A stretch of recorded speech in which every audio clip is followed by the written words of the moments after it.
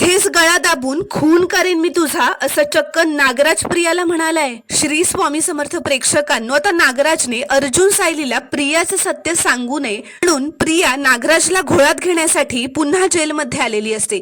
ती नागराजला असं म्हणते, नागराज काका, अहो तुम्ही का चिडलायत माझ्यावर? तुम्हाला जन्मठेप झाली ना, तेव्हा मला इतका धक्का बसला की मी घरी पोहोचेपर्यंत रडत होते. खरंच? तर नागराज म्हणतो, मगरीचे अश्रू? तर प्रिया म्हणते, ओ माझ्यावर विश्वास ठेवा, मी तुमची साथ कधीच सोडणार नाहीये.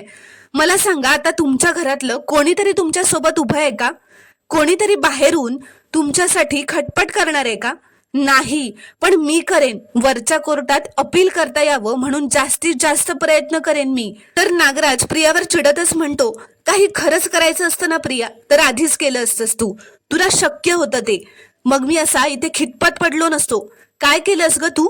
तर प्रिया म्हणते, केलं ओ, खरंच केलं.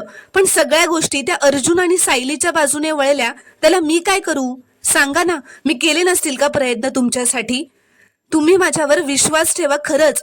तर आता हे ऐकून नागराजला त्याचा राग अनावर होतो आणि तो रागातच उठून उभा राहतो आणि त्या जेलच्या दारातून हात बाहेर काढत प्रियाला असं म्हणतो की 5 मिनिटासाठी मी जर बाहेर आलो ना प्रिया, तर इथेच गळा दाबून खून करेन मी तुझा.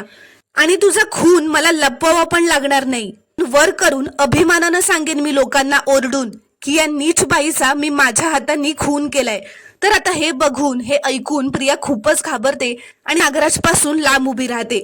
वेळाने प्रिया नागराजला म्हणते, काहीही बोललात ना, माझ्यावर कितीही चिडलात ना, तरी मी तुमच्यासाठी प्रयत्न करणारच आहे.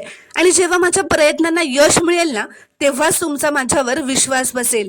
तर हे ऐकून नागराज प्रियाला असं म्हणतो, 1 महिना, फक्त 1 महिना देतोय मी तुला. या 1 महिन्यात जर तू मला इथनं बाहेर नाही काढलंस ना, तर मग इथे या तुरुंगात राहून सुद्धा मी काहीही करू शकतो, हे तुला दाखवून देईन प्रिया. एवढं लक्षात ठेव. तर प्रिया म्हणते, 1 महिना? अहो 1 महिन्यात कशी मदत करू मी तुमची? तर आता हे ऐकून नागराजला हसू येतं आणि तो आता प्रियावर हसू लागतो. माहिती असतं की प्रिया त्याच्यासाठी काहीच प्रयत्न करणार नाहीये आणि प्रियाला सुद्धा तो या जेलमध्ये सडायलाच हवाय. तर प्रेक्षकांनो, आता पुढील भागात खरंच नागराजसाठी काही प्रयत्न करणार का, की नागराज प्रियाचं खरं सत्य अर्जुन सायलीला सांगून टाकणार, हे पाहणं आता खूपच रोमांचक ठरणार आहे. ते पाहण्यासाठी चॅनलला प्लीज सबस्क्राईब करा आणि व्हिडिओला एक लाईक नक्की करा.